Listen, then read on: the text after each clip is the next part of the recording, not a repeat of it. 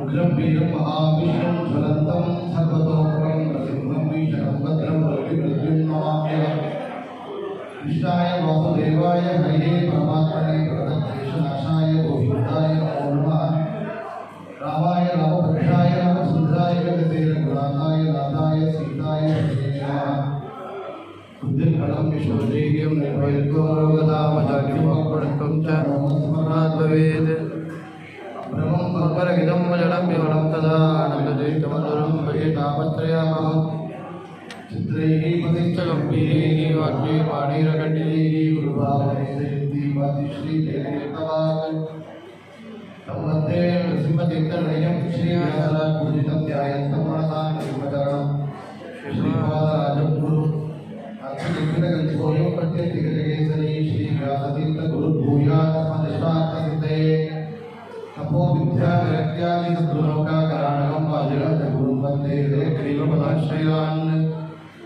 प्रणमत्कामधेनुं च भजस्वरतरूपं श्रीमहाभोजकृत्पादजगडामणिं नमामहे पद्मानां मानसां भोजभानवे कामधेनवे नमतां कर्मधारे देहीन्द्रगुरवे नमः पूज्याय राघवेन्द्राय सत्यधर्मरताय च भजतां कल्पवृक्षाय नमतां कामधेनवे आपादमुनिपर्यन्तं गुरूणामाकृतिं स्मरेतेन विघ्नाः नश्यन्ति सिद्ध्यन्ति च मनोरथाः श्रीगुरुभ्यो नमः हरिः ओम्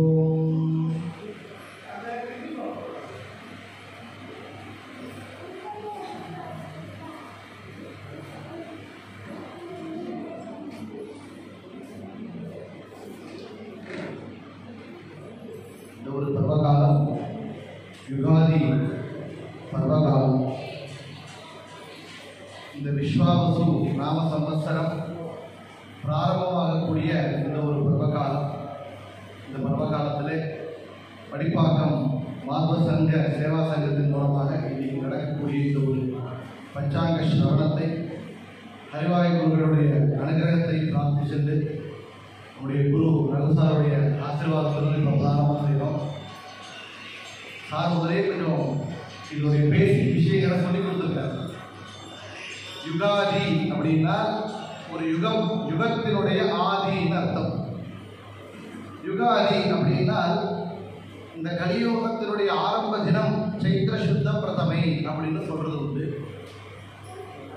நாம் முதலே பார்த்தோம், நம்மளுக்கு நிறைய நியூ இயர் தெரியும். ஜனவரி நியூ இயர் ரொம்ப எல்லாருக்கும் ப்ராக்டிக்கலாக இருக்குது. ஏன்னா எல்லாம் அஃபிஷியலாகவும் யூஸ் பண்ணுறதுனால அது ஜனவரி 1 நியூ இயர்னு ரொம்ப செலிப்ரேட் பண்ணுறோம். ஆனால் நம்முடைய தர்மத்தில் இந்த ஒரு யுகாதி நம்ம சார் சொன்னது போல சௌரமான சாந்திரமான முறைப்படி 2 வகையான கணக்கீடு இருக்கு. அதில் சௌரமானம் அப்படிங்கிறது சூரியனை அடிப்படையாக கொண்டது, சாந்திரமானம் அப்படிங்கிறது சந்திரனை அடிப்படையாக கொண்டது. சார் சொன்னார் சூரியனை அடிப்படையாக கொண்டதுன்னா 12 ராசிகள் மேஷம் ரிஷபம் அப்படின்னு ஒரு சூரியன் ஒரு ராசியிலிருந்து இன்னொரு ராசிக்கு பிரவேசம் செய்கிறது. அது ஒரு மாதம். அந்த எந்த ஒரு ராசிக்கு சூரியன் பிரவேசம் செய்கிறானோ அந்த ஒரு நாள் சங்கிரமணம் அப்படின்னு சொல்றோம். இப்போ சித்திரை 1 அப்படிங்கிறது மேஷ ராசிக்கு சூரியன் பிரவேசம் செய்தால் அது மேஷ சங்கிரமணம் அப்படின்னு சொல்றோம். நம்மளுக்கு எல்லாருக்குமே தெரிந்த 2 சங்கிரமம் பிரசித்தம்.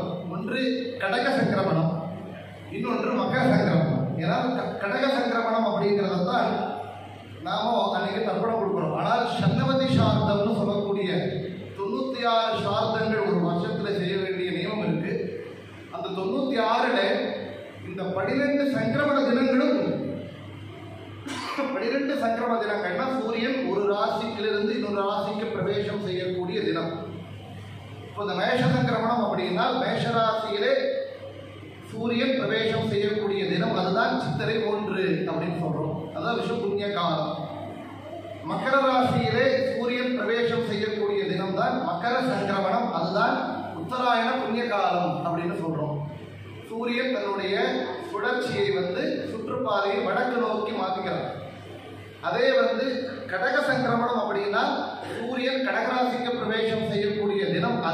தட்சிணாயன புண்ணிய காலம் அப்படின்னு சொல்றோம்.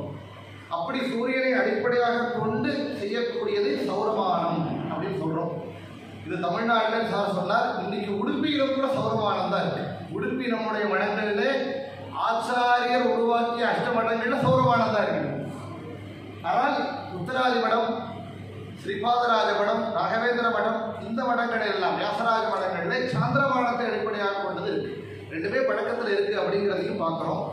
இதுல சாந்திரமானம் அப்படிங்கிறது சந்திரனை அடிப்படையாக கொண்டது. அது சார் சொன்னது போல திதியை ஒரு அமாவாசையிலிருந்து இன்னொரு அமாவாசை, அதாவது இன்னொரு அமாவாசை முடிகிறது பிரதமையிலிருந்து ஆரம்பித்து சுக்லபட்ச பிரதமையிலிருந்து பௌர்ணமி வரைக்கும், கிருஷ்ணபட்ச பிரதமையிலிருந்து அமாவாசை வரைக்கும் அந்த ஒரு மாத காலம் சந்திரனுடைய ஒரு மாதம் அப்படின்னு நம்ம கணக்கெடுத்துக்கிறோம் அப்படின்னு சொன்னோம்.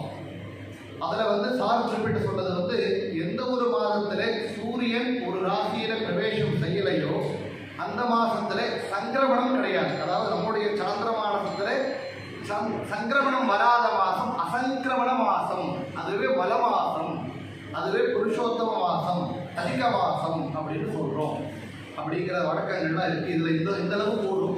இப்போ நம்ம சாந்திரமானத்தை மாத்திரம் எடுத்துட்டு நம்மளுடைய சம்பிரதாயம் இருக்கிறதுனால இந்த ஒரு யுகாதி, ஒரு யுகத்தினுடைய ஆரம்பம் அப்படின்னு அர்த்தம், வருஷத்தினுடைய ஆரம்பமாகவும் இருக்கு.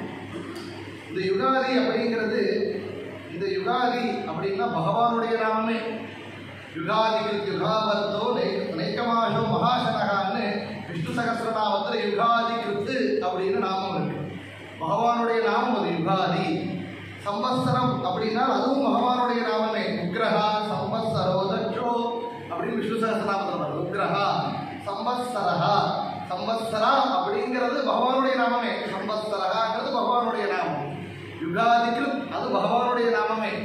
எப்படி ராகவேந்திர குருசார்வமர் தன்னுடைய பிராதசங்கல்ப கத்தியத்தில் சொல்றார், வைதிக லௌகிக வேத பின்ன வர்ணாத்மக, லௌகிக சப்தங்கள் வைதிக சப்தங்கள் எல்லாமே கூட பகவானையே ஸ்தோத்திரம் பண்றது அப்படின்னு ஆச்சாரியருடைய பிரம்மசூத்திர பாஷ்யத்தை வச்சுட்டு சொன்ன பிராதசங்கல்ப கத்தியத்தில் சொன்னார். எல்லா பெயர்களும் பகவானுடைய நாமங்கள். ஆக சம்பத்சரா அப்படிங்கிறது பகவானுடைய நாமங்கள். சம்பத்சரா யுகாதிங்கிறது, யுகாதிங்கிறது பகவானுடைய நாமமே அப்படிங்கிறதையும் இந்த இடத்துல நாம் கவனிக்க வேண்டியது. அப்படி இந்த ஒரு யுகாதி பருவ காலத்துல சைத்திர சுத்த பிரதமை இன்றைக்கு நாம் ஆரம்பிச்சிருக்கோம். இன்னைக்கு எப்படி ஆரம்பிக்கணும் அப்படின்னா, இந்த யுகாதி இது எங்கிருந்து போனோம்னா, இன்றைக்கு இந்த ஒரு யுகாதியிலே செய்ய வேண்டிய தினத்தை முதல்ல ஸ்மரணை செய்யணும். ஏன்னா எந்த ஒரு காரியமும் பகவத் ஸ்மரணையோடு ஆரம்பிக்கும் போது அது மங்களமாகிறது. அந்த வருஷம் எப்படி வேணா இருக்கலாம், அந்த வருஷத்தினுடைய பலன் நம்மளுக்கு மங்களத்தை கொடுக்கணும்னா பகவத் ஸ்மரணை வந்துட்டா போதும். பவித்ரானாம் பவித்ரம்யோ மங்களானாம் மங்களம். பவித்திரங்கள் வஸ்துவுக்கு பவித்திரத்தை கொடுப்பவன் பகவான், மங்கள வஸ்துக்களுக்கு மங்களத்தை கொடுப்பவன் பகவான். அதனால பகவானுடைய ஸ்மரணையினோட நாம் எது பண்ணாலும் அது மங்களமாகிறது. இப்போ யுகாதி தினத்தில் என்ன செய்யணும்? காலையில் எதிர்ச்சோம்னா முதல் நாளையே அதுக்கு ஏற்பாடு செய்யணுங்கிறான். தோரணம் கட்டி வீடையெல்லாம் சுத்தம் பண்ணி காலையில் வாசல் தெளித்து கோலம் போடுறதுலேருந்து நம்முடைய காரியக்கிரமங்கள் இருக்கு. அதிலும் காலையிலே விசேஷமாக முதல் நாள்லேயே நம்ம இந்த விஷு புண்ணிய காலத்தில் எப்படி பண்ணுறோமோ அது இங்கேயும் செய்யணும். ஒரு கண்ணாடிக்கு முன்னாலே ஒரு தட்டிலே பழங்கள், வெற்றிலை பாக்கு, ஒரு ஸ்வர்ணம் எல்லாம் எதெல்லாம் வைக்கணுமோ அலங்காரப்படுத்தி அதை வைத்து காலையில் எந்திரிக்கும் போது கராகிரிய வசதே லட்சுமி, கரமத்திய சரஸ்வதி, கரமூலை சதா கௌரி, பிரபாதே கரதர்ஷனம் அப்படின்னு நம்ம எந்திரிக்கிறது. கோவிந்தா எந்திரிடும், தசாவதாரம் எழும். அதுக்கப்புறம் எந்திரிச்சு பகவானுடைய நாமத்தினோடு எனக்கு எந்திரித்து அதுக்கப்புறம் முக்கியமாக நம்ம செய்ய வேண்டியது என்னன்னா, யுகாதி அன்னைக்கு செய்ய வேண்டியது அபியங்க ஸ்நானம் அப்படின்னு சொல்றாங்க சாஸ்திரத்தில். தைலே லக்ஷ்மி ஜலே கங்கை வஸ்திராதி கிதோ சுபே அலக்ஷ்மி பரிகாரார்த்தம் மங்கள ஸ்நானம் ஆச்சரேத்து அப்படின்னு சொல்லப்பட்டிருக்கு. தைலத்திலே அதாவது எண்ணெயிலே லக்ஷ்மி, ஜலத்திலே கங்கை. தீபாவளி அன்னைக்கு நாம சொல்றோம் நரக சதுர்தசி, அது யுகாதி தினமும் அப்ளிகபிள் தான். அன்றைக்கும் எண்ணெயிலே லக்ஷ்மியும் ஜலத்திலே கங்கையும் இருக்கா அப்படிங்கிற அனுசந்தானத்துடன் அன்றைக்கு நாம் செய்யக்கூடிய அபியங்க ஸ்நானம் அது ஆயுள் விருத்திக்கு காரணமாகிறது. அப்படிங்கிறதுனால யுகாதி அன்னைக்கு நாம் செய்ய வேண்டிய முக்கியமான ஒன்று. இன்னொன்று, நம்முடைய தேகத்திலே தத்துவாபிமானி தேவதைகள் இருக்கா. கண்ணிலே சூரியன், மூக்கிலே அஸ்வினி தேவதைகள், கர்ணத்திலே திக் தேவதைகள் சந்திரன், வாக்கிலே அக்னி, நாவினிலே வருடன், கையிலே தட்ச பிரஜாபதி இத்தியாதி எல்லா தேவதைகளும் இருக்காங்க. இந்த தேவதைகளை எல்லாம் ட்ரிகர் பண்ணணும். நாம் அதுக்கு என்ன பண்ணணும்? அபியங்க ஸ்நானம் மூலமாக அந்த தேவதைகளையும் நாம் பிரார்த்தனை செய்கிறோம். இந்த தேவதைகள் எல்லாம் இந்த தேகத்திலிருந்து சத்காரியம் செய்யணும். இந்த தேகத்திலிருந்து தைத்தியர்கள் அவருடைய காரியத்தை செய்யக்கூடாது. 2 விஷயங்கள். ஏன்னா தேவதைகள் தர்ம காரியத்தை பண்ண வைப்பா, உள்ள இருந்து தைத்தியர்கள் பாப காரியத்தை பண்ண வைப்பா. 2மே நம்ம தேகத்தில் இருக்கா. அப்போ நாம் என்ன பிரார்த்தனை செய்யணும்? தேவதைகள் மூலமாக சத்காரியமும் தைத்தியர்கள் மூலமாக செய்யக்கூடிய பாபகாரியங்கள் செய்யக்கூடாது அப்படிங்கிற பிரார்த்தனையை இன்னைக்கு செய்யணும். அப்போ அலக்ஷ்மி பரிகாரம், லக்ஷ்மி கடாட்சம் ஏற்படணும், பீடா பரிகாரமாகணுங்கிறதுனால இன்றைக்கு அபியங்க ஸ்நானம் அப்படின்னு சொல்லப்பட்டிருக்கு. இன்னொன்று ஆயுர்வேத சாஸ்திரத்தின்படி இந்த ஒரு தைலம், அதாவது அபியங்க ஸ்நானம் செய்யறதுனால ஆரோக்கியம் சித்திக்கும் அப்படிங்கிறதுனால இது முக்கியமாக கண் பார்வைக்காக சொல்லப்பட்டிருக்காங்க. சொல்றாங்க யுகாதியுடைய பலன்கள் இதெல்லாம் சொல்லப்பட்டிருக்கு. கண் பார்வை யாருக்கு குறைபாடு இருந்தால் யுகாதி அன்னைக்கு தைல அபியங்க ஸ்நானத்துடன் ஆரம்பிக்கும், பிரார்த்தனையோட கண் பார்வை சரியாகும். ஆரோக்கியம் சரிப்பட்டு வரலைன்னா யுகாதி அன்னைக்கு அபியங்க ஸ்நானம் பண்ணிட்டு பிரார்த்தனை பண்ணுவோம், ஆரோக்கியம் சித்திக்கும். தைல அபியங்க ஸ்நானம் ஆதௌச்ச கிருத்வா பியூஷோத்தம் பாரிபத்ரஸ்ய பத்திரம் பக்ஷேத் சௌக்கியம் மாதை வியாதிநாசம் தீர்காயுஷ்யம் வருஷ லப்யதே வருஷம் மூடே அப்படின்னு அதாவது இன்றைக்கு இந்த ஒரு தினத்திலே செய்ய வேண்டிய விஷயங்கள்ல முக்கியமாக தைல அபியங்க ஸ்நானம் ஆதௌச்ச கிருத்வா, தைல அபியங்க ஸ்நானம் செய்யணும். இன்னொன்று பாரிபத்ரஸ்ய பத்திரம் பக்ஷேத், இன்னொன்று லிம்பதர பக்ஷணம். இதையெல்லாம் ஸ்வீகாரம் செய்யறதுனால என்ன ஆகும்? சௌக்கியம், வியாதிநாசம், தீர்காயுஷ்யம் லப்யதே வருஷமூடே. சௌக்கியம், சுகம் வேணும், சந்தோஷம் கிடைக்குமா? யாருக்கெல்லாம் ரொம்ப துக்கத்தில் பீடிக்கப்பட்டவர்களாக இருக்காரோ அன்றைக்கு இந்த அபியங்க ஸ்நானத்துடன் ஆரம்பிக்கக்கூடிய யுகாதியினாலே அவர்களுக்கு சுகம். இன்னொன்று வியாதிநாசம், இன்னொன்று தீர்காயுஷ்யம். இதுல 2 விஷயம் இருக்கு. நிறைய தீர்காயுஷ் இருக்கு. 10 வருஷம் படுத்துட்டு இருப்பான், அது யூஸ் இல்லை, அது தீர்காயுள் அல்ல. இல்ல ஆயுள் நல்ல திடகாத்திரமா இருக்கா, அல்பாயுஷ் 40 வருஷத்துல போயிடுவான். ஆயுஷ் வேணும், ஆயுளும் இருக்கணும், ஆரோக்கியத்துடன் கூடிய ஆயுளாக இருக்கணும்னா அது யுகாதியினாலே யுகாதி அன்றைக்கு செய்யக்கூடிய அபியங்க ஸ்நானத்தினாலே இந்த ஒரு கிரமத்தினாலே சித்திக்கும் அப்படிங்கிற விஷயங்கள் எல்லாம் கூட விசேஷமாக சொல்லப்பட்டிருக்கு. இன்னொன்று இந்த ஒரு தினத்திலே நாம் செய்யக்கூடிய முக்கியமாக ஒன்றுனா காலையில இந்த ஒரு ஸ்நானம் ஆனப்புறம் தினப்படியான சந்தியாவந்தனம், தேவர பூஜை, அது பகவானுக்கு செய்யக்கூடிய பூஜை. அதில் என்ன விசேஷம்? இந்த ஒரு யுகாதி அப்படின்னா வருஷத்தில் முக்கியமாக 2-3 தினங்கள் சொல்றாங்க. அதில் முக்கியமாக 2 தினங்கள் அப்படின்னா ஒன்று யுகாதி, இன்னொன்று தீபாவளிக்கு மறுநாள் வரக்கூடிய பலிபாட்யா அந்த ஒரு தினம்.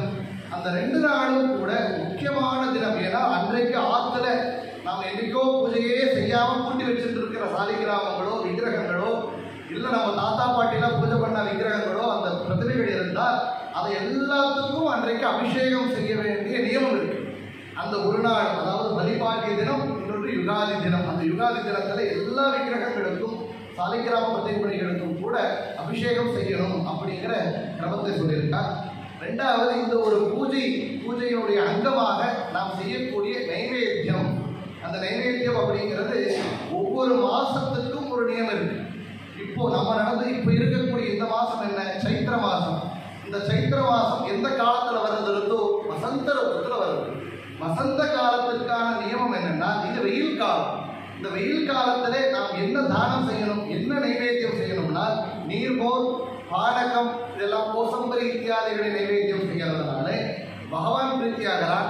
அந்த நைவேத்திய பிரசாதத்தை பிராமணர்களுக்கு தானமாக கொடுக்கறதுனால பகவான் இன்னும் பிரீத்தியாகிறாங்கிற விசேஷங்கள் சொல்லப்பட்டிருக்கிறதுனால இந்த ஒரு யுகாதி ஆரம்ப தினத்திலேயே கூட அந்த பானகம், நீர்மோர், இந்த கோசம்பரி இத்தியாதிகளை நைவேத்தியம் செய்யணும்.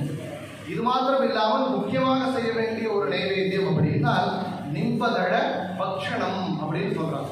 இந்த நிம்பதழ பக்ஷணம் அப்படிங்கிறது என்னன்னா வேப்பம் கொழுந்து.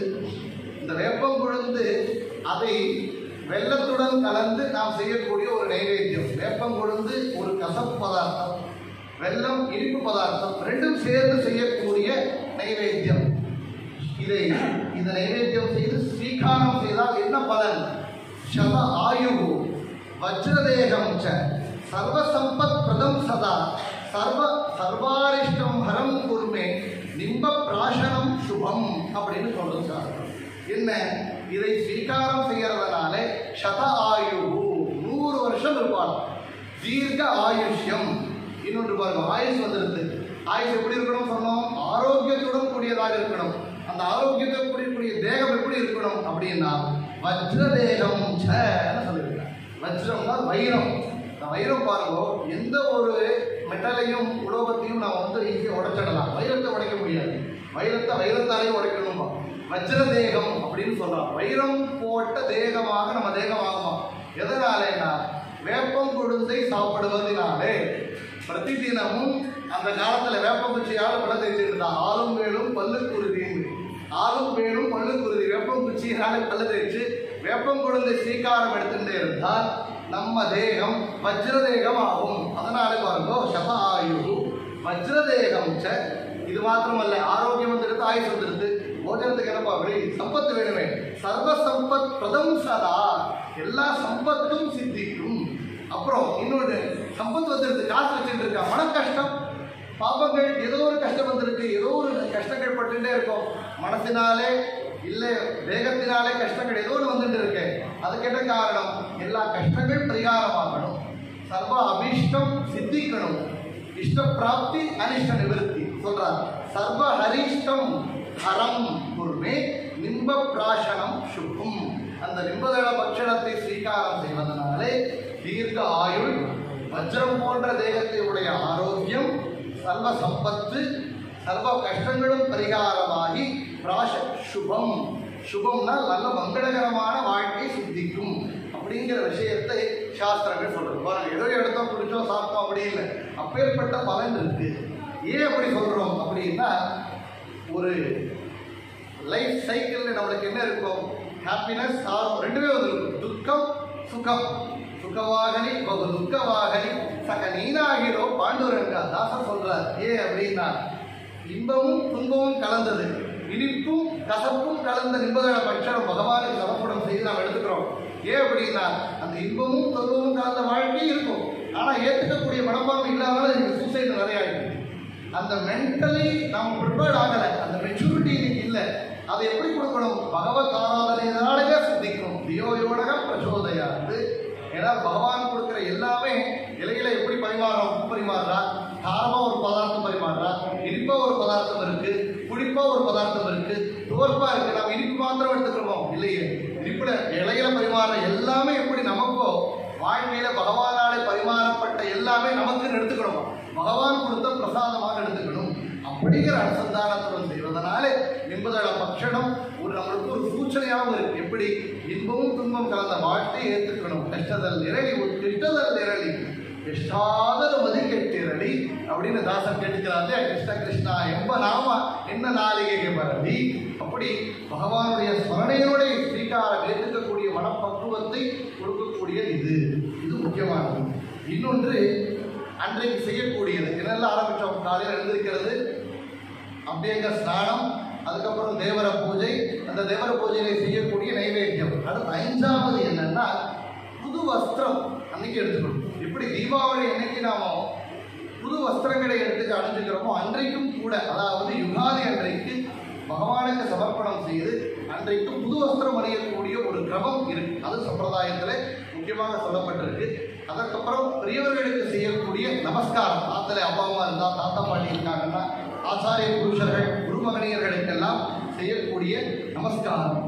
அதற்கப்புறமாக நாம் செய்ய வேண்டிய தானம். நாம் இருக்கிற இடத்துலேயே வந்தவங்களுக்கு கொடுக்கலாம், இல்லை நாம் எங்கே சஞ்சனர்களுக்காக அந்த இடத்துக்கு போய் கொடுக்கலாம். அப்போ என்ன பண்ணணும்னா தாம்பூல தட்சிணை தானம். அது எதையோட நான் அன்றைக்கு நைவேத்தியம் பண்ணிருக்கோம். பானகம் வச்சிகம் நீர்போர் பானகம் கோசம்பரியுடன் தாம்பூல தட்சிணையுடன் நாம் தானம் கொடுப்பது அன்றைக்கு விசேஷம் அப்படிங்கிற விஷயங்கள்லாம் சொல்லப்பட்டிருக்கு. அப்புறம் இப்போ அதெல்லாம் கொண்டது பண்டிகை சமையல், அது கண்டிப்பாக நம்ம பண்ணிடுவோம். அன்றைக்கு பண்டிகை சமையலுடன் பகவானுக்கு நைவேத்தியம் செய்த பதார்த்தங்களுடன் ஸ்ரீகாரம். எல்லாம் காலையில் நாம் செய்ய வேண்டிய கிரமங்கள். அதுக்கப்புறம் என்ன பண்ணணும்னா ஆலயம், நம்முடைய குலதெய்வத்துக்கு தேவாலயத்திற்கு போக முடிந்தால், இல்லை பக்கத்தில் இருக்கக்கூடிய தேவாலயங்களிலே போய் பகவானை தரிசனம் பண்றது, குடும்பத்துடன் ஒரு கெட் டுகெதர்ங்கிறவன் அன்னைக்கு இருக்கணும். அந்த கெட் டுகெதர் எங்க இருக்கணும்னா ஒரு கோவிலுக்கு போய் குடும்பத்துடன் சென்று போய் நமஸ்காரம் செய்யக்கூடிய ஒரு சம்பிரதாயம். இது எல்லாம் ஆன அப்புறம் இன்னொரு விஷயம் சொல்லப்பட்டிருக்கு. இன்னொன்று, குழந்தைகளுக்கான ஒரு உற்சவ தினமாயிருக்கு. குழந்தைகள் யாருன்னா 5 வயதுக்கு குறைந்த அந்த வயதுடைய குழந்தைகளுக்கு 2 நாள் உற்சவம் பண்றோம், இல்லை 3 நாள் பண்ணுவோம். ஒன்று என்றைக்குன்னா மகர சங்கிரமணம், உத்தராயண புண்ணிய காலத்துல இந்த வீருவதுன்னு சொல்லுவோம். இடத்துல அந்த குழந்தைகளை உட்கார வச்சு அவங்களுக்கு இந்த சாக்லேட் மாலை எல்லாம் போட்டு அவங்களுக்கு இந்த முந்திரி பாதாம் நாளை அபிஷேகம் பண்ணி அந்த திருஷ்டி பரிகாரம் ஆகணும்னு சொல்லி பக்கத்தாத்துல இருக்கிற குழந்தைகளுக்கு எல்லாம் தானம் கொடுக்கிறது. அவங்க எல்லாரையும் சேர்த்து வச்சு அந்த ஒரு உற்சவம். அது யுகாதி அன்னைக்கு பண்ணணும். இன்னொன்று ஹோலி புண்ணிமை அன்னைக்கு பண்றோம். இன்னொன்று பொங்கல் பண்டிகை அப்போ உத்தராயண புண்ணிய கால பருவ காலத்துல செய்யறோம். அது இன்றைக்கு உண்டு. அந்த அச்சு மாலை இதையெல்லாம் வைத்து அந்த செய்யக்கூடிய புது வஸ்திரம் அணிச்சு அலங்காரம் பண்ணி கண்திருஷ்டி பரிகாரத்துக்காக குழந்தைகளுக்கு செய்ய வேண்டிய ஒரு உற்சவம். இது வரைக்கும் காலையிலிருந்து மத்தியானம் வரைக்கும் ஆயிடும். இதெல்லாம் பண்ணிட்டு வந்து உட்கார்ந்து பஞ்சாங்க ஸ்ரவணம். பஞ்சாங்க ஸ்ரவணம் அப்படிங்கிறது பஞ்சாங்கம், பஞ்ச அங்கம் அப்படிங்கிறார். 5 விஷயங்களை தெரிந்திக்கக்கூடியது பஞ்சாங்கம் அப்படின்னு சொல்றோம். இது திதி, வாரா, நட்சத்திரா, யோகா, கரணா அப்படின்னு 5. திதி, வார, நட்சத்திர, யோக, கரணா, இந்த 5ம் சேர்ந்தது பஞ்சாங்கம். இது 5ஐயும் ஸ்மரணை பண்றதுனாலே என்ன புண்ணியம் அப்படின்னு சொல்றோம். இந்த 5ம் சிரவணம் பண்றதுனாலே, ஸ்மரணை பண்றதுனாலே திதேஷ்ட ஸ்ரீயமாப்னோதி வாராத் ஆயுஷ்யவர்தனம். அதாவது திதியை எவனொருவன் தினப்படியாக இன்னைக்கு என்ன திதி அப்படின்னு ஸ்மரணை செய்யறானோ அவனுக்கு என்ன ஆகும் அப்படின்னா ஸ்ரீயமாப்னோதி, லக்ஷ்மி கடாட்சம் ஏற்படும், செல்வம் சித்திக்கும். இப்போ தினப்படியாக இன்னைக்கு பிரதம திதோ திதிய திதோன்னு ஸ்மரணை பண்றதுனால என்ன ஆகும்? லக்ஷ்மி கடாட்சம் சித்திக்கும். வாரா ஆயுஷ்யவர்தனம். இன்னைக்கு என்ன வாரம்? புதுவாசரை, இந்து வாசரை இன்னைக்கு சொல்றோம். இன்னைக்கு பானுவாசரை அப்படின்னு. அது என்ன ஆகும்? ஆயுஷ்யவர்தனம், ஆயுளை விருத்தி பண்ணும். திதி வாரம். 3வது நட்சத்திரம். நட்சத்திராத் ஹரதே பாபம் யோகாது ரோக நிவாரணம். நட்சத்திராத் ஹரதே பாபம். எவ்வளவு நட்சத்திரம் அன்னைக்கு என்ன நட்சத்திரம் அப்படின்னு ஸ்மரணை செய்யறானோ சங்கல்பம். அதனாலதான் பாருங்க சந்தியாவந்தனத்தில் எல்லாம் வச்சிருக்காங்க. நட்சத்திராத் ஹரதே பாபம். நட்சத்திரத்தை ஸ்மரணை பண்றவனுக்கு என்ன ஆகும்? பாவங்கள் பரிகாரமாகும். எல்லா கஷ்டங்களுக்கும் காரணம் பாவங்களே. வியாதிகள் எதனால வர்றது? பாவங்களாலே வர்றது. நாமாடித கர்ம பலவந்தவாதரை நீ மாடுவதேனோ ரங்கா நான் கொடுக்கிறதாசர். எல்லாம் பாவங்களே கஷ்டங்களாக வந்துட்டு இருக்கு. அப்போ பாவங்கள் நம்ம ரூட் அவுட் பண்ணணும். நம்ம என்ன பண்றோம்? ப்ராப்ளத்தை சரிபட பார்க்கிறோம். ப்ராப்ளத்திற்கு ரூட் காஸ் என்னன்னா ஒவ்வொரு கஷ்டத்துக்கும் காரணம் என்ன? பாவங்கள். அந்த பாவங்கள் பரிகாரம் ஆகணும். நான் தினப்படியாக நட்சத்திரத்தை என்னென்னு ஸ்மரணை பண்றவர்களுக்கு நட்சத்திரா ஹரதே பாவம். யோகாத்து ரோக நிவாரணம். இன்னைக்கு என்ன யோகம் அப்படின்னு ஸ்மரணை பண்றவர்களுக்கு என்ன ஆகும்னா ரோகம் பரிகாரம் ஆகும். பாருங்க, பாவங்கள் பரிகாரம் ஆயிடுறது, ரோகங்களும் பரிகாரம் ஆயிடுறது. கரணாத் காரிய சித்தி சியாது பஞ்சாங்கம் பலம் உத்தமம். கரணாத்து காரிய சித்தி சியாது. நம்ம நல்லா என்ன பண்ணுவோம்? ஒரு விஷயங்களை பண்ணணும்னு பார்ப்போம், ஆனா அதுல சித்தி ஆகாது. ஜெகநாதாசர் சொல்லுவார், புத்தி இருக்கிறவனுக்கு வித்தியை வராது, வித்தியை இருக்கிறவனுக்கு புத்தி இருக்காது. புத்திங்கிறது இன்டலெக்சுவல் பெனிஃபிட். அது கிஃப்டட் பை பர்த் வரணும். வித்தியைங்கிறது நம்ம படிக்கிறதுனால வர்றது வித்தியை இருக்கும். சில பேருக்கு புத்தி இருக்காது. சில பேருக்கு நல்ல புத்தி இருக்கும், எஃபர்ட் போட மாட்டான், அவன் வித்தியை வராது. சில பேருக்கு புத்தியும் இருக்கும், வித்தியையும் இருக்கும், சித்தி ஆகாதான், காரியத்தை சக்சஸ் பண்ண மாட்டான். சில பேர் புத்தி இருக்கும், வித்தியை இருக்கும், காரியத்தை சக்சஸ் பண்ணிடுவான், பிரசித்தி ஆக மாட்டான். எப்படின்னா அவனுக்கு சக்சஸ் ஆக மாட்டான். எப்படின்னா அவனுக்கு ரெகக்னிஷன் கிடைக்காது அப்படின்னு சொல்லி அந்த நாளும் வரணும்னா அனிருத்த பிரத்யும்ன சங்கர்ஷண வாசுதேவ ரூபி பரமாத்மாவை சிந்தனை பண்ணணுமா?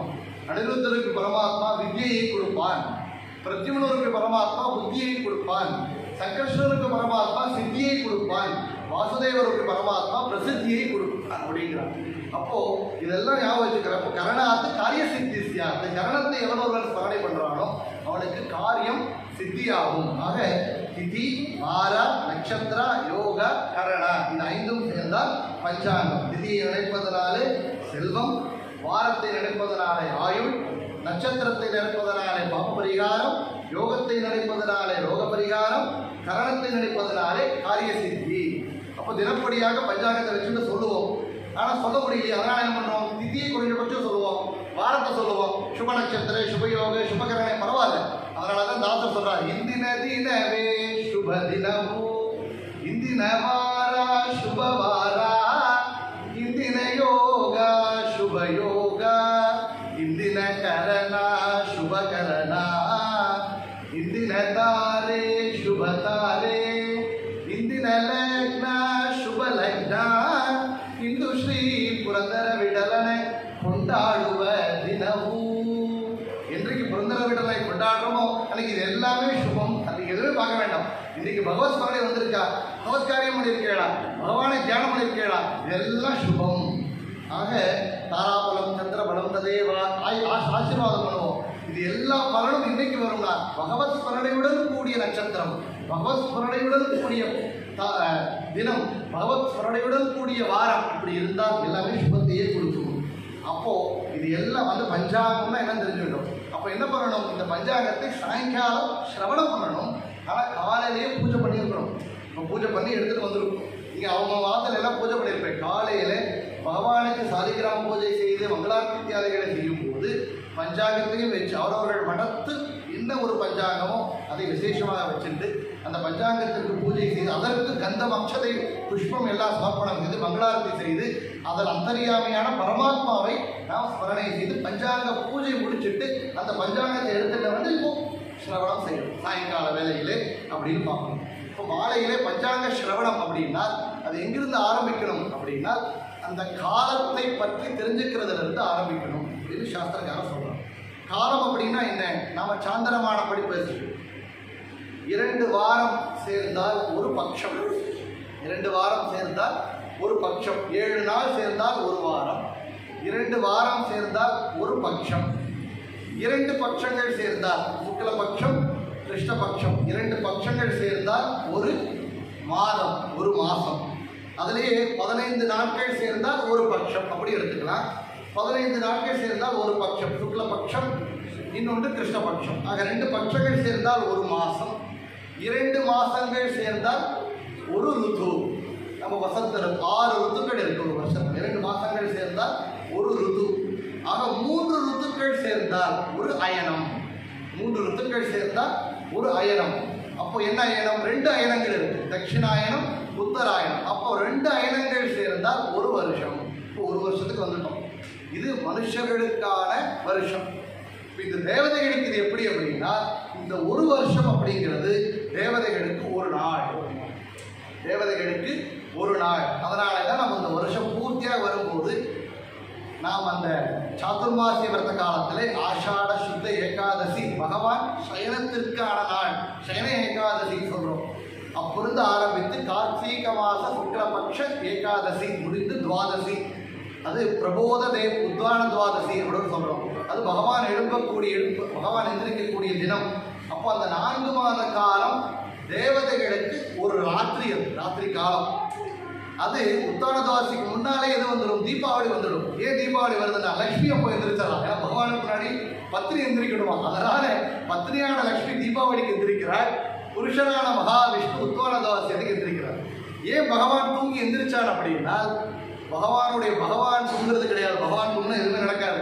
பகவான் என்ன பண்றான், யோக நித்திரையில இருக்கான். ஏன் பகவான் யோக நித்திரைக்கு போகிறான் அப்படின்னா தன்னுடைய குழந்தைகளான தேவதைகள் தூங்கக்கூடிய காலமா. அம்மா தூங்கினாதான் குழந்தைகள் தூங்கும்.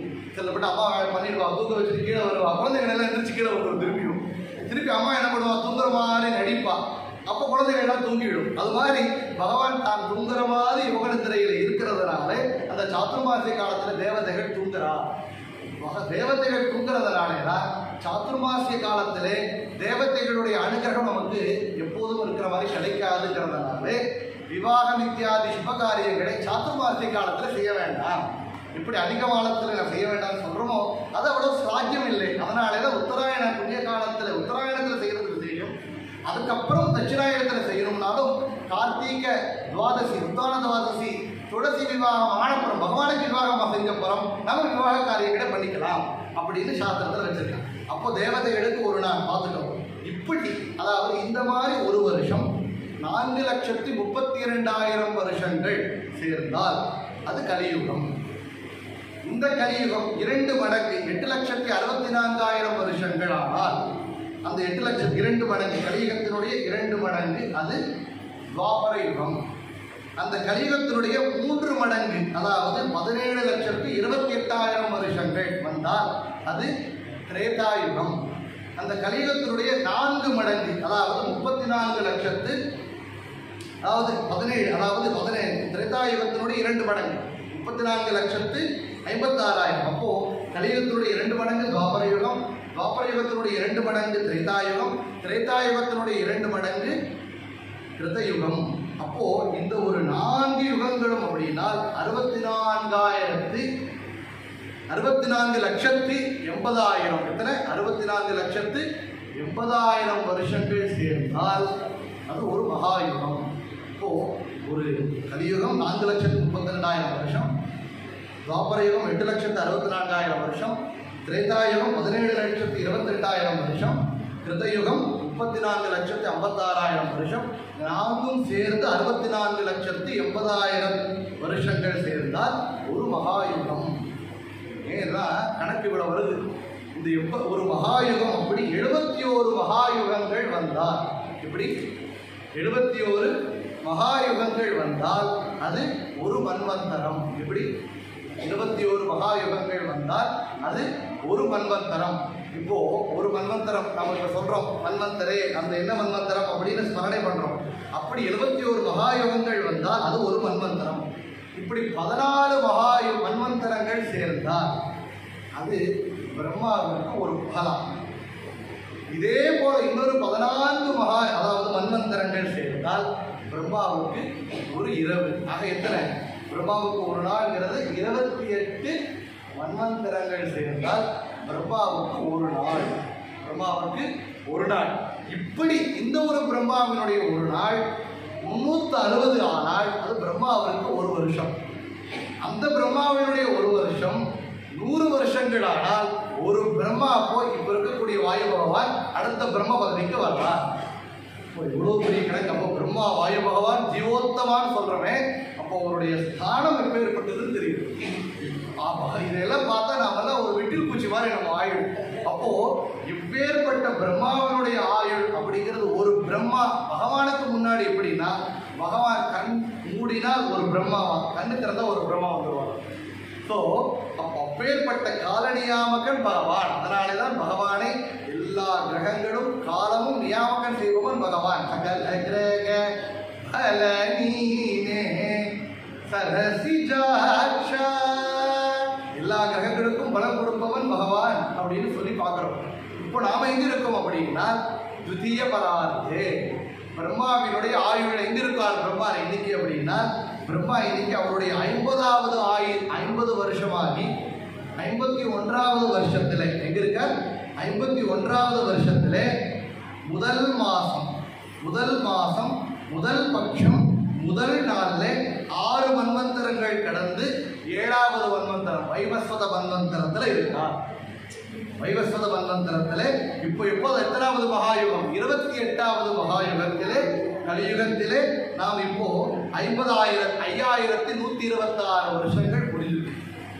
எங்க இருக்கு பாருங்க, நம்ம இன்னும் 50 வருஷங்கள் பிரம்ம பதவி 50 வருஷம் ஆகி 51வது வருஷம் முதல் மாசம் முதல் பட்சம் முதல் நாள் 6 மன்வந்தரங்களாகி 7வது மன்வந்தரம் வைவஸ்வத மன்வந்தரத்திலே 28வது மகாயுகத்திலே கலியுகத்திலே 5126 வருஷங்கள் முடிந்து இப்போ இன்னைக்கு வரைக்கும் வந்துட்டோம்.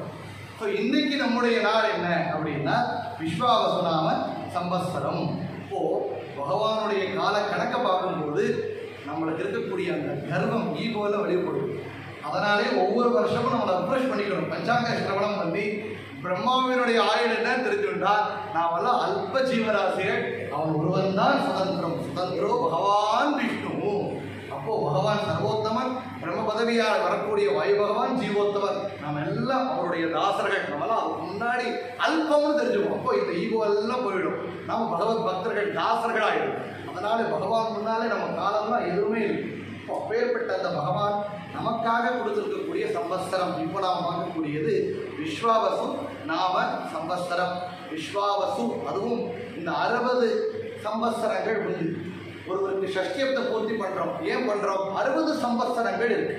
இந்த 60 சம்பத்சரம் ஒருவர் தான் எந்த சம்பத்சரத்தில் ஜனித்தாரோ அதே சம்பத்சரம் அவருடைய ஆயுளில மீண்டும் தாத்பரிக சுக சம்சாரமிஷரியே அதம ஜனரிக அபார துக்க கழிவ குரு பவமான சலகம்மா. 21,600 முறை ஹம்சஸ்வாசம் செய்யக்கூடிய அந்த வாயு பகவான் மாத்திரம்தான் அந்த ஆழ்ந்த தூக்க நிலையிலும் கூட நமக்காக வேலை செய்கிறவர். அதனாலே அவர் ஜீவோத்தவர். இதையெல்லாம் தெரிஞ்சுக்கிறோம். அப்போ விஸ்வாவசு குரு பகவானுடைய நாமமே அப்படின்னு பார்க்குறோம். அப்போ இந்த புது வருடம் அப்படின்னா பஞ்சாங்க சிரவணத்தில் இதெல்லாம் முடிச்சிடணும். காலையில் யுகாதி அன்னைக்கு என்ன பண்ணணும் அப்படிங்கிறத பார்த்து பஞ்சாங்க சிரவணத்தில் உட்கார்ற வரைக்கும் ஒரு கட்டம். இன்னொன்று பிரம்மாவினுடைய ஆயுளை தெரிஞ்சுட்டு அந்த பிரம்மா ஆயுளை நாம் பார்க்கும்போது பிரம்மா இன்னைக்கு எங்கே இருக்கார் அப்படின்னு தெரிஞ்சுட்டு இந்த வருஷம் என்ன அப்படின்னு நுழையிறது 2வது கட்டம். 3வது கட்டம் இந்த விஸ்வவசுநாமத்தில் நாம் என்ன தெரிஞ்சுக்கணும்? அந்த நாயகர்களை தெரிஞ்சுக்கணும். அந்த வருஷத்தினுடைய நாயகர்கள் அவர்கள்லாம் யார் அப்படின்னா முக்கியமாக அந்த நாயகர்களை அப்படி நாம் ஸ்மரணை பண்ணணும்னால் இந்த வருஷத்தினுடைய ராஜா முக்கியமாக 4 பேரை தெரிஞ்சுக்கணும். அப்புறம் இன்னும் சில நாயகர்கள் இருக்காங்க. முக்கியமாக தெரிஞ்சுக்க வேண்டியவர்கள் யார் என்றால் ராஜா, மந்திரி, சேனாதிபதி, இவர்கள் 3 பேர். அதுக்கப்புறமா நாம் யாரை யாரும் பார்க்கணும் அப்படின்னா பூர்வ சஸ்யாதிபதி, பரசஸ்யாதிபதி, தானியாதிபதி, ரசாதிபதி, நீரசாதிபதி, அர்க்காதிபதி, மேகாதிபதி, பசுபாலக, காலநாமக, ரிஷபாலகத குருசாரம், இதெல்லாம் இவர்கள் யார் அப்படின்னு தெரிஞ்சுக்கக்கூடிய ஒரு கட்டம். இது 4வது கட்டம். இதில் எவ்வளவு முடியுமோ நாம் சுருக்கமாக பார்ப்போம். முக்கியமாக இந்த விஸ்வ வசு நாம இந்த ஒரு சம்பத்சரத்தில் இந்த சம்பத்சரத்தினுடைய மொத்த பலன் அப்படின்னு பார்த்தா இந்த சம்பத்சரத்தில் கொஞ்சம் ஆரோக்கியம் மோசமாக தான் இருக்கும்னு சொல்லியிருக்காங்க. ஆரோக்கியம் கொஞ்சம் மோசமாக இருக்கும். ஏனால் வியாதிகள் வரும் அப்படின்னு சொல்றாங்க. இந்த விஸ்வாவசுநாம சம்பத்சரத்தில் வியாதிகள் வரும். இன்னொன்று என்ன சொல்றாங்கன்னா நல்ல வியாபாரம் ஆகக்கூடிய விஷயங்கள்லாம் மரம் உலோகங்கள் நல்ல வியாபாரம் ஆகும். அந்த பிசினஸ் பண்றவங்கள்லாம் நல்லா இருப்பாங்க. இன்னொன்று என்ன இருக்கும் இந்த ஒரு வருஷத்துல அப்படின்னா மழை அவ்வளவாக இருக்காது. எல்லா இடத்திலும் மழை நன்றாக இருக்காது அப்படிங்கிற ஒரு விஷயம் சொல்லப்பட்டிருக்கு. இன்னொன்று என்னன்னா திருட்டு விஷயங்கள், அங்கங்க நிறைய விஷயங்கள் திருட்டுகள் அதிகமாகும். இப்போயே பார்த்துருக்கோம், செயின் குறிப்பு அதிகமாகிட்டு இருக்குங்கிறார். விஸ்வாசம் ஆரம்பிக்கிறது முன்னாடியே செயின் குறிப்பு அதிகமாகிட்டு திருட்டு அதிகமாகும் அப்படிங்கிறது இந்த வருஷத்தினுடைய ஒரு பலனாக சொல்லப்பட்டிருக்கு. இன்னொன்று என்னன்னா தானியாதிபதி, அதாவது பயிர்கள் நல்லா வளருமா, ஆனால் மழை எல்லா இடத்துலையும் ஒரே மாதிரி இருக்காது அப்படிங்கிற விஷயத்தையும் சொல்லியிருக்கார். இன்னொன்று என்னன்னா ரூலர்ஸ், ஆட்சியாளர்களுக்குள்ளே குழப்பம், சண்டைகள் அதிகமாக இருக்கும் இந்த வருஷத்துல அப்படிங்கிற விஷயமும் கூட பொதுவாக சொல்லப்பட்டிருக்கு. இதற்கு காரணம் என்ன அப்படின்னு பார்த்தால் இந்த ஒரு விஸ்வாவசுநாமத்தில் நாம சம்பத்சரத்தில் இந்த வருஷத்தினுடைய ராஜா, இந்த வருஷத்தினுடைய ராஜா யார் அப்படின்னு பார்த்தால் சூரியன், ரவியே ராஜாவாக இருக்காங்க.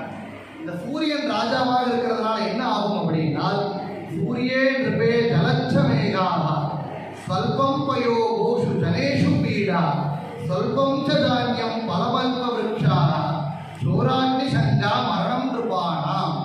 இந்த சூரியன் ராஜாவாக இருக்கிறதுனால சூரியன் என்ன பண்ணுவார்? வெயில் அதிகமாக கொடுப்பான். அதனால மழை, சிறிய மழை தான் கிடைக்கும். சூரியன் ராஜாவாக இருக்கிறதுனால வர்ற பலன். இன்னொன்று என்ன ஆகும்? மழை அதிகமாக இருந்தாலே இந்த பசுக்களுக்கான புல் அங்கிருந்து கிடைக்காதுங்கிறதுனால பால் வளம் கம்மியாக குறைந்து விடும் அப்படின்னு சொல்றான். பால் விலை அதிகமாகிறதுக்கான வாய்ப்பு இருக்கு. ஏன்னா பால் வளம் குறையும். இன்னொன்று என்ன சொல்றாருன்னா சூரியன் ஆரோக்கியக்காரகன், அவன் ராஜாவா இருக்கான்.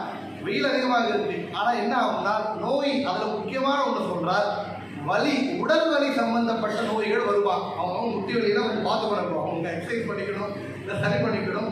வலி சம்பந்தப்பட்ட வியாதிகளால் பிடிக்கப்படுவார்கள் சொல்றார். ஆனால் பயிர் வளம், அதாவது தானியங்கள் வளர்ச்சி அதிகமாக தான் இருக்குங்கிறார். அது எப்படின்னு தெரியல. சூரியன் அதிகமாக, சூரியனுடைய மழை வளம் அங்கங்கே ஒரே மாதிரி இல்லைன்னாலும் சில இடங்களிலே மழை இருக்கு அப்படிங்கிறார். ஆனால் பயிர் வளம் நல்லாக இருக்கும் அப்படின்னு சொல்றார். இன்னொன்று நான் சொன்னோம், திருட்டு பயம், கடத்தல், திருட்டுனாலே பயம் இருக்கும் அப்படின்னு சொல்லி இந்த ராஜா ரவியாக இருப்பதனாலே இந்த தலைவர்களுக்குள்ளான ஒரு சண்டை சச்சரவு இருக்கு. அப்போ அப்படிங்கிறது இந்த சூரியன் ராஜாவாக இருக்கிறதுனால வந்த பலன்.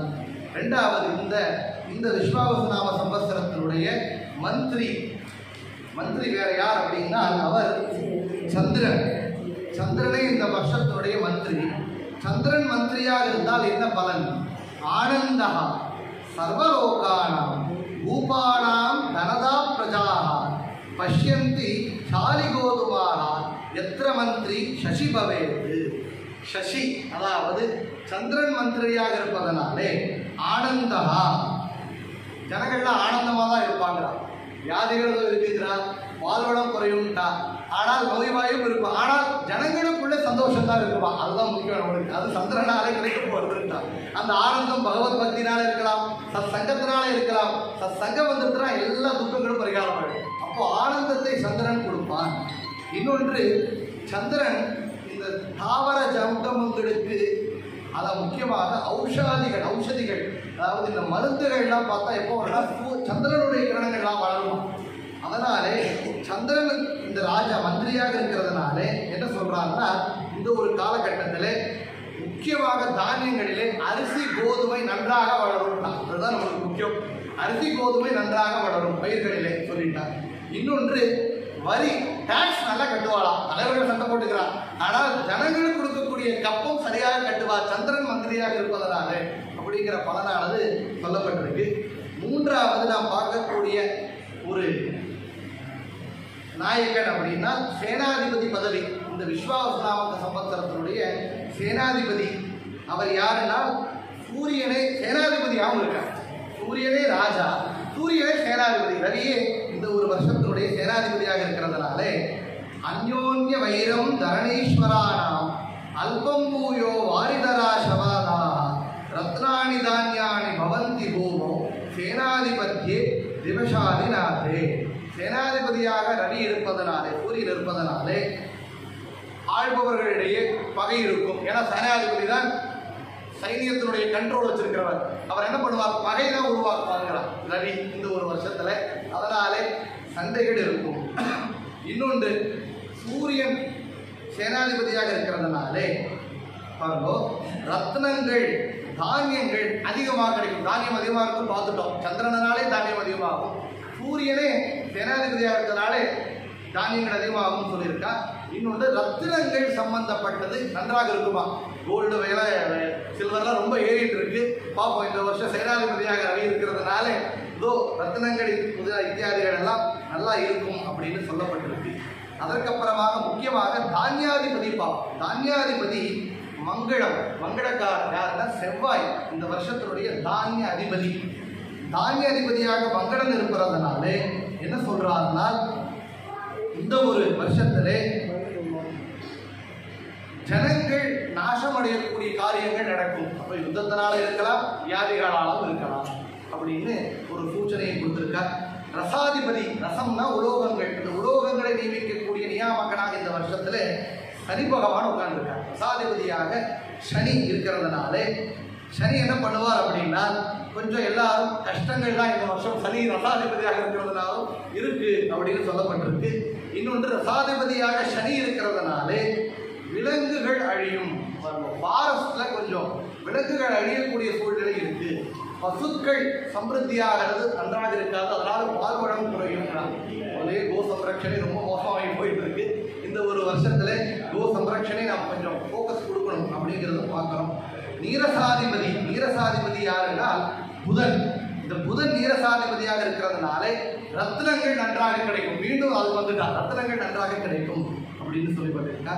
அர்க்காதிபதி யாருன்னா அதுவும் சூரியனாக இருக்கிறதுனாலே மழை கொஞ்சம் குறைவாகத்தான் இருக்கும். மழை பெய்யாமல் இருக்கிறதுனால ஜனங்கள் கொஞ்சம் அங்கங்கே மழை பெய்யாத இடங்களினாலே பட்டினிகள் ஏற்படும்.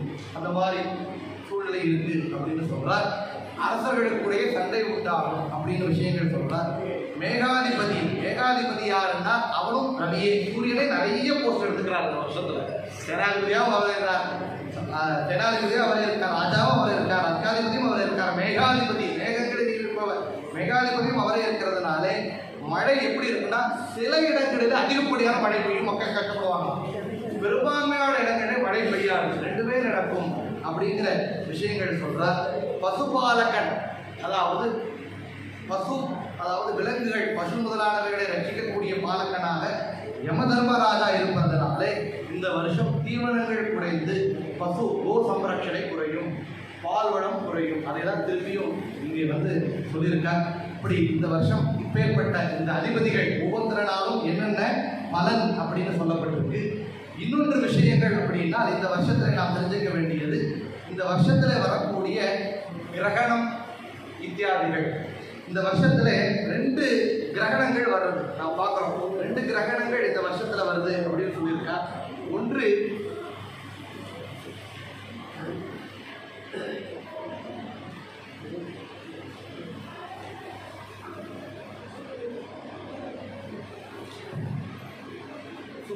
சுக்ராச ராகுகிரஸ்த சந்திர கிரகணம். 2 சந்திர கிரகணம் இந்த வருஷம் வருது.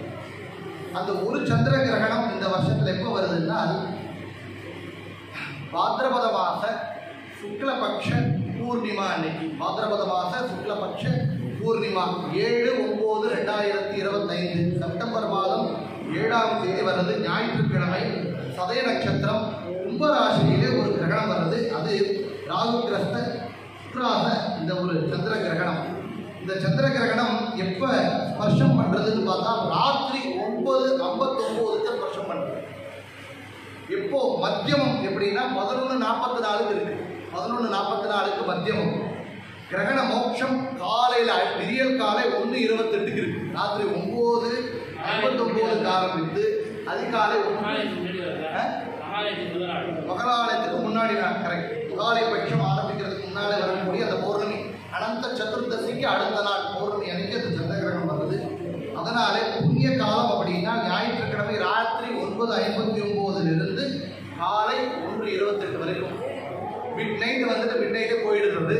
ஆனால் இந்த ஒரு கிரகணத்தை எப்படின்னா நம்மளுக்கு 3 யாமம், அதாவது மத்தியானம் 12:55 அதனாலே மத்தியானம் 12:55 அப்புறம் உணவு எடுக்கக்கூடாது, போஜனாதிகள் கிடையாது அப்படின்னு சொல்லியிருக்கா. அதனாலே அன்றைக்கு ஸ்ரார்த்தங்கள் யாரும் இருந்தால் 12:55 முன்னாடியே முடிச்சிடணும் அன்றைக்கு தினம். அதாவது இந்த ஒரு பாத்ரபத மாச சுக்லபக்ஷ பௌர்ணமி.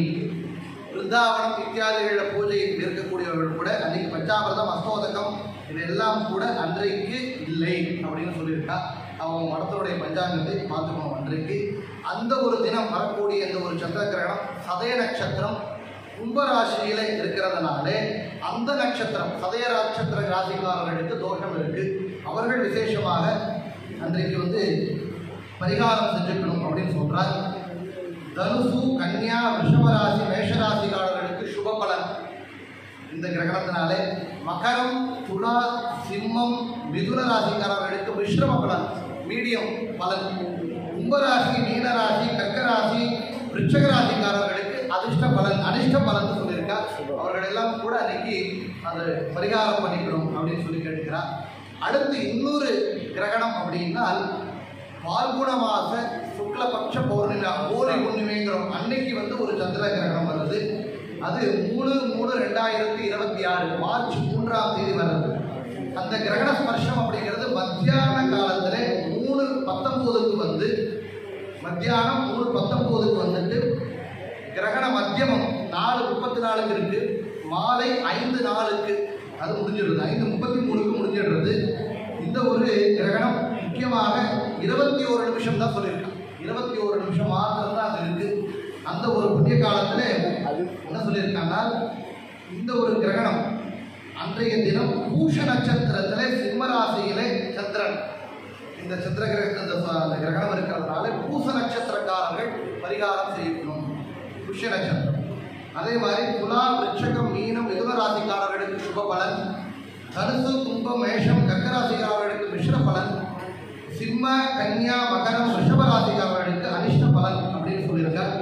இது என்னன்னா அன்றைக்கு கிரகண மோட்சம் வரைக்கும் போஜனம் கிடையாதுன்னு சொல்லிட்டான். அன்றைக்கு காலையில இருந்து போஜனாதிகள் கிடையாது. சாயங்காலம் கிரகண மோட்சம் ஆனப்புறம் தான் அன்றைக்கு ஸ்நானம், தேவர பூஜை எல்லாமே கூட செய்யணும் அப்படின்னு சொல்லப்பட்டிருக்கு.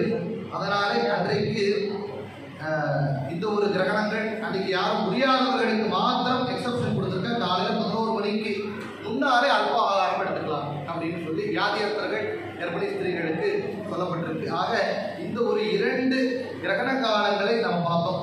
முக்கியமாக இந்த ஒரு வருஷத்தில் வரக்கூடிய 2 முக்கியமான தினங்கள், இது இல்லாமல் நாம் எப்பவுமே நாம் சொல்ல வேண்டியது அப்படின்னா, ஒன்று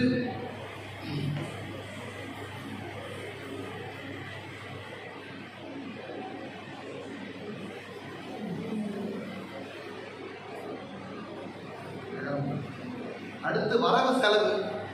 இந்த வருஷத்துல நமக்கு வரக்கூடிய பலன்கள் அது நட்சத்திரத்தை பொறுத்து நமக்கு கிடைக்கக்கூடிய பலன், லாபம் நஷ்டம் எப்படின்னு இந்த வருஷத்துல நாம் சொல்ற எல்லாரும் ஞாபகம் வச்சுக்கோங்க. அவங்கவுங்க ராசியை ஞாபகம் வச்சுக்கோங்க. அவங்கவுங்க ராசிக்கு நான் சொல்ல போறேன் எவ்வளவு லாபம் எவ்வளவு நஷ்டம். நான் சொல்றதை கேட்டுக்கோங்க. மேஷ ராசி 14 லாபம் நஷ்டம் 11, 14 லாபம் நஷ்டம் 11. ரிஷபராசி லாபம் 8 நஷ்டம் 5. மிதுன ராசி லாபம் 14 நஷ்டம் 2. கடகராசி லாபம் 8 நஷ்டம் 14. சிம்ம ராசி லாபம் 11 நஷ்டம் 11, அப்படி நியூட்ரல் ஆகிட்டா. கன்னியா ராசி லாபம் 14 நஷ்டம் 2. துலா ராசி லாபம் 8 நஷ்டம் 5. விருச்சிக ராசி லாபம் 14 நஷ்டம் 11. தனுசு ராசி லாபம் 11 நஷ்டம் 2. மகர ராசி லாபம் 5 நஷ்டம் 5, அவரோட அப்படி பேலன்ஸ் பண்ணிட்டாங்க. கும்பராசி லாபம் 5 நஷ்டம் 5, அவரோட அப்படி இருக்கு. மீன ராசி லாபம் 11 நஷ்டம் 2 அப்படின்னு சொல்லியிருக்கா. இது ஒரு பலன். இது ராசியை அடிப்படையாக கொண்டு பலன். இந்த சக்கராந்தி பலன் அப்படின்னு சொல்லுவார். இதுல நட்சத்திர கந்தாய பலன், நட்சத்திரங்களை பேஸ் பண்ணி ஒரு பலனை கொடுக்குறா, ராசியை பேஸ் பண்ணி ஒரு பலனை கொடுக்குறா. ராசியை பொறுத்து சொன்னோம். அடுத்த நட்சத்திர கந்தாய பலன் இது எப்படி இருக்கணும்னா, 3 சூன்யம் வந்தால், அதாவது 3 சூன்யம், சூன்யம்னா பூஜ்ஜியம், 3மே பூஜ்ஜியமாக இருந்தால், ஆதியில் பூஜ்ஜியம் இருந்தால் ரோகப்பீடை ஞாபகம். ஆதியில் பூஜ்ஜியம் வந்தால் ரோகம். மத்தியத்திலே 3 நம்பர் சொல்லுவேன். ஆதியிலே பூஜ்ஜியம் வந்தால் ரோகம், மத்தியத்திலே பூஜ்ஜியம் வந்தால் அவர்களுக்கு பயம், ஆனால் அல்பமான லாபம். மூன்றிலும் சூன்யம் இருந்தால், முடிவிலே சூன்யம் இருந்தால் அல்பமான லாபம், 3லும் பூஜ்ஜியம் இருந்தால் ரொம்ப அதிகப்படியாக கேர்ஃபுல்லாக இருக்கணுங்கிறார். 3லும் பூஜ்ஜியம் இருக்கிறவர்களை பார்த்துக்கோங்க. அஸ்வினி சூன்யம் சொல்லிட்டா பூஜ்ஜியம் சொல்ல அப்படியே சொல்லலாம். சூன்யம் 2, 3 அஸ்வினி. கிருத்திகை 6, 1, 4. மிருகசீரிஷம் 4, 0, 0. புனர்வசு நட்சத்திரம் 2, 2, 1. ஆசிலேஷ நட்சத்திரம் 0, 1, 2. ஹஸ்த நட்சத்திரம் 4, 2, 4. சுவாதி நட்சத்திரம் 2, 1, 0. அனுராத நட்சத்திரம் 0, 0, 1. தப்பிச்சுட்டா, 3 பூஜ்ஜியம் வரல. அடுத்து மூல நட்சத்திரம் 6, 2, 2. உத்தராஷாட நட்சத்திரம் 4, 1, 3. தனிஷ்டா நட்சத்திரம் 2, 0, 4. பூர்வபாத்ரா நட்சத்திரம் 0, 2, 0. ரேவதி நட்சத்திரம் 6, 1, 1. ஆர்டர் மாத்திட்டு நினைக்கிறேன். பரணி நட்சத்திரம் 3, 0, 1. ரோகிணி நட்சத்திரம் 1, 2, 2. ஆருத்ரா நட்சத்திரம் 7, 2, 4. புஷ்ய நட்சத்திரம் 5, 0, 4. மகர நட்சத்திரம் 3, 2, 0. சித்ரா நட்சத்திரம் 7, 0, 2. உத்தரபால்குனி நட்சத்திரம் 1, 1, 1. விசாக நட்சத்திரம் 5, 2, 3. ஜேஷ்டா நட்சத்திரம் 3, 1, 4. பூர்வாஷாடா நட்சத்திரம் 1, 0, 0. இவரும் ஜஸ்ட் மிஸ் நினைக்கிறேன், தப்பிச்சுதான். சிரவண நட்சத்திரம் 7, 2, 1. சதய நட்சத்திரம் 5, 1, 2. உத்தரபாத்ர நட்சத்திரம் 3, 0, 3 அப்படின்னு சொல்லி இது ஒவ்வொரு பலனும் சொல்றார்.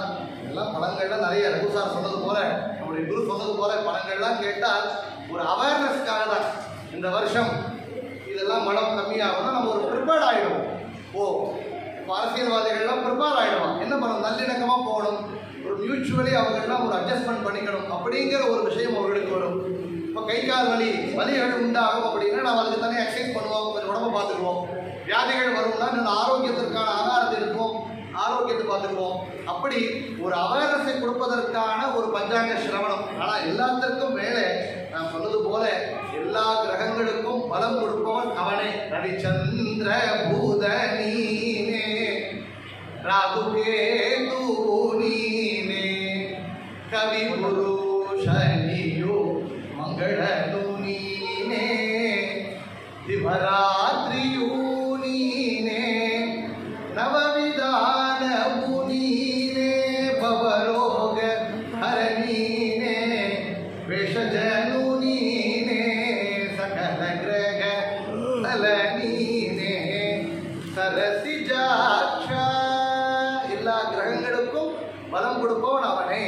இப்போ காலம் என்ன பண்ணோம், பட்சம் மாசம் அயனம் எல்லாம் பார்த்தோம்.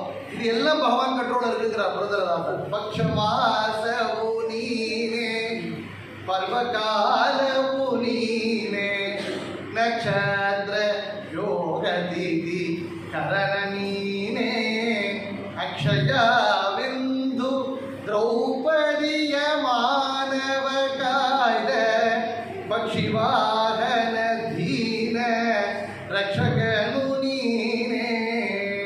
இதில் ஒரு சூட்சமம் கொடுக்குறார் நம்மளுக்கு, சூச்சனை.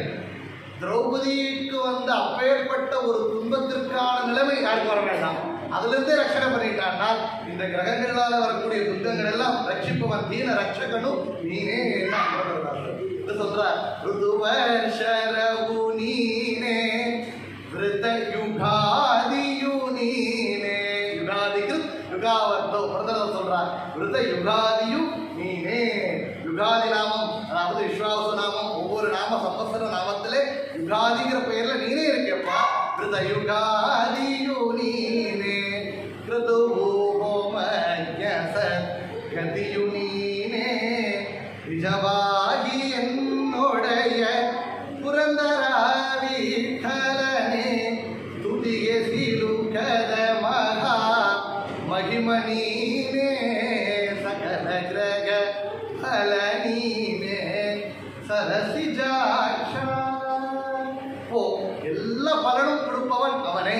ஓ, எல்லா கிரகங்களுக்கும் அந்தரியாமையாக இருந்து நியமனம் செய்பவன் இந்த நரசிம்மனே. அந்த நரசிம்மனை நமஸ்காரம் பண்ணிட்டார். பாந்து அஸ்வான் முருகூத வைரி பலவன் மாதங்க மாத்தியர்கடா, அஸ்வான் பாந்து, அப்பா உன்னுடைய நகங்கள் நம்மை ரட்சிக்கட்டும் அப்படின்னு பிரார்த்தனை செய்துட்டு ஜன்மாதி வியாத்யுபாதி பிரதிகதி விரக பிராபகானாம் குணானாம் அப்படின்னு எல்லா ஆதி வியாதி எல்லாம் பரிகாரம் பண்றவர் அந்த ஹனுமன். அவரையும் பிரார்த்தனை செய்தால் இந்த கிரகங்களும் நமக்கு வீடு வர்றதாலும் எல்லாம் பகவான் சரி பண்ணிடுவார். அதனால நம்ம குரு சொன்னது போல காயத்ரி ஜபித்தால், ஏன் காயத்ரி சந்தியாவனம் சொன்னார்னா, இந்த வருஷத்தினுடைய ராஜா யாரு, சூரியன். யார் சேனாதிபதி, யாரு, சூரியன். பல போஸ்ட்ல சூரியன் இருக்கார். ஆச்சாரியர் கிருஷ்ணாபத மகாராமந்திர சொல்றார், எவனொருவன் ஏகாதசி செய்கிறானோ, முக்கியமாக சந்தியாவதனாதிகளை செய்கிறானோ, சூரியனுக்கு அர்க்கியம் கொடுப்பவர்களுக்கு சூரியனுடைய 2 புத்திரர்களால் வரக்கூடிய கஷ்டம் இல்லைன்னா. சூரியனுடைய 2 புத்திரர்கள் யாருன்னா, ஒரு 2 பெரிய டிபார்ட்மெண்ட் வச்சிருக்கு சூரியனுடைய புத்திரர்கள். ஒருவன் நாம் செய்த பாவங்களுக்கு நமக்கு சிக்ஷை கொடுக்கக்கூடியவன் சனி இகத்திலே, இன்னொருவன் நாம் செய்த பாவங்களுக்கு நமக்கு சிக்ஷை கொடுக்கக்கூடியவன் பரத்திலே யமன். 2 பெரிய டிபார்ட்மெண்ட் யாருன்னா, ஒருவன் யமன், இன்னொருவன் சனி. 2 சூரியனுடைய புத்திரர்கள். சூரியனுக்கு அர்க்கியம் கொடுத்த காயத்ரி மந்திர ஜபத்தை எவன் செய்யறானோ, சூரிய புத்திரர்களா இகத்திலே சனி காட்ட இல்ல, பரத்திலே யமன் காட்ட இல்ல. யமனால வரக்கூடிய தொந்தரவு இல்லை, இங்க சனியால் வரக்கூடிய தொந்தரவு. சனிப்பயிற்சி வந்துருச்சு போயிடுது அதெல்லாம் இல்லை. எல்லா பயிற்சியும் நற்பயிற்சியே நமக்கு. ஏன்னா சந்தியாவதனாதிகளை பண்றவர்களுக்கு, பகவத் பக்தர்களுக்கு எந்த கஷ்டமும் இல்லைன்னு சொல்றார். முக்கியமாக இதை ஏன் சிரவணம் பண்ணணும், அதற்கான பலன் சொல்லப்பட்டிருக்கு. ஸ்ரீ கல்யாண குணாவகம் ரிபுவகம் துஸ்வப்ன தோஷாபகம் கங்காஸ்தான விசேஷ புண்ணிய பலதம் கோதான துல்லியம் ருணாம் ஆயுர்விருத்திதம் ஆயுர்விருத்திதம் உத்தமம் சுபகரம் சந்தான சம்பத்பிரதம் நானா கர்மசு சாதனம் சமுச்சிதம் பஞ்சாங்கம் ஆகர்யதாம். இந்த பஞ்சாங்க சிரவணம்ங்கிற இந்த காரியத்தை செய்வதனாலே ஸ்ரீ கல்யாண குணாவகம் ரிபுவகம் தோஷோபகம் துஸ்வப்ன தோஷாபகம். நமக்கு வரக்கூடிய கஷ்டங்களுக்கு ஒரு சூச்சனை துஸ்வப்னமாக வருமா, இந்த துஸ்வப்னங்கள் பரிகாரமாகும். முதல்ல பலன் சொல்லியிருக்காங்க. ரெண்டாவது கங்கா ஸ்நான விசேஷ புண்ணிய பலகம். இன்னைக்கு எல்லாம் நம்ம கங்கா ஸ்நானம் பண்ணிட்டோம், ஏன்னா பஞ்சாங்க சிரவணத்தை செய்தவனாலே கங்கா ஸ்நானம் பலன் சித்திக்கும். ரெண்டாவது. மூன்றாவது கோதான துல்லியம் ருணாம், கோதானம் செய்த புண்ணியம் சித்திக்கும். பாருங்கள், தானம் கொடுத்த பலன், கங்கா ஸ்நானம் செய்த பலன். இன்னொன்று அனிஷ்ட நிவர்த்தி, துஸ்வப்ன நாசனம். இன்னும் சொல்றார் இஷ்ட பிராப்தி, ஆயுர் விருத்திதம், ஆயுர் விருத்திதம் உத்தமம் சுபகரம் சந்தான சம்பத் பிரதம்.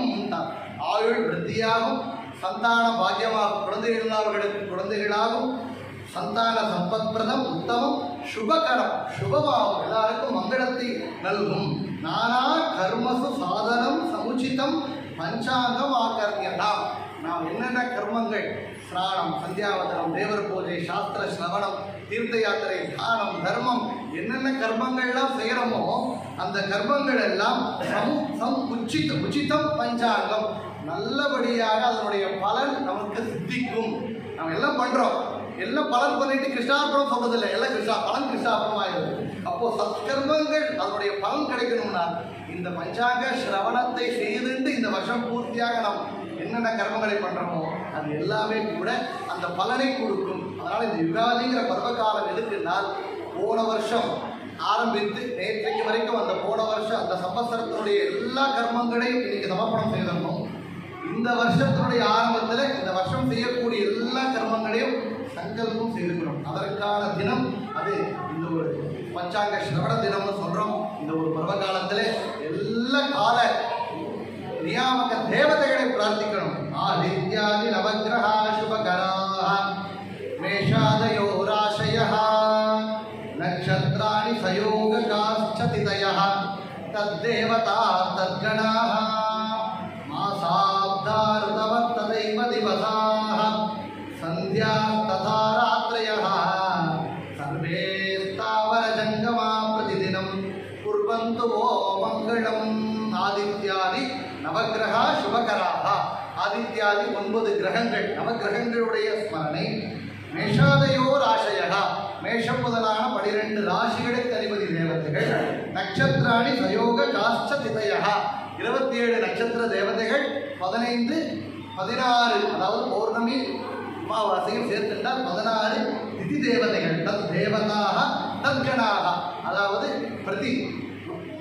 பிரதான தேவதைகள் கூட இருக்கக்கூடிய கண தேவதைகள் எல்லாருமே கூட நமக்கு மாசாப்தா ரதவத் ததைவ திவசாக, மாச நியாமக தேவதைகள், ருது நியாமக தேவதைகள், இவர்கள் எல்லாரும் கூட சந்தியா ததா ராத்திரையா, சந்தியா காலம், ராத்திரி பகல் இத்தியாதி, சந்தியா காலம் இத்தியாதி அந்த கால தேவதைகள் எல்லாரும் கூட சர்வே ஸ்தாவர ஜங்கமா பிரதிதினம் குர்வந்துவோ மங்களம். சர்வே ஸ்தாவர ஜங்கம்னா இந்த எல்லா ஸ்தாவர ஜங்கம், எல்லா ஜீவராசிகளுக்கும் இந்த தேவதைகள் எல்லோரும் மங்களத்தை கொடுக்கட்டும் அப்படின்னு நாம் பிரார்த்தனை செய்து இந்த விஸ்வாவசுராம சம்பத்சரத்தினுடைய பஞ்சாங்க சிரவணத்தை இன்றைக்கு நம்ம மடிப்பாக்கம் மாதா சேவா சங்கத்தின் மூலமாக யதாசக்தி அடியனுக்கு பிழைகள் இருந்தால் அது என்னுடையது.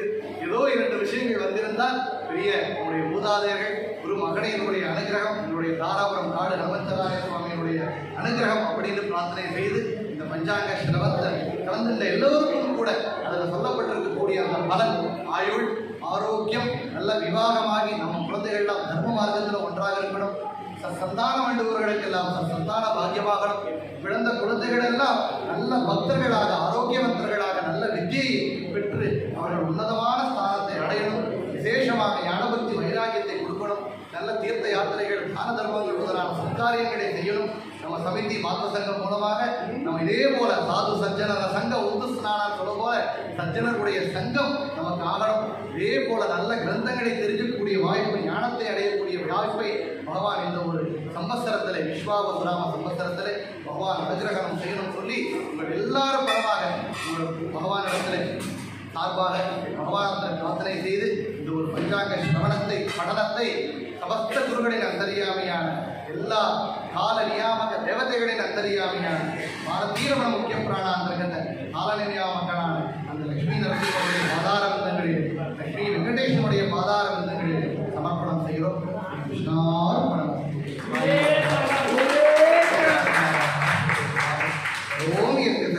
तस्मै नारायणाय समर्पयामि।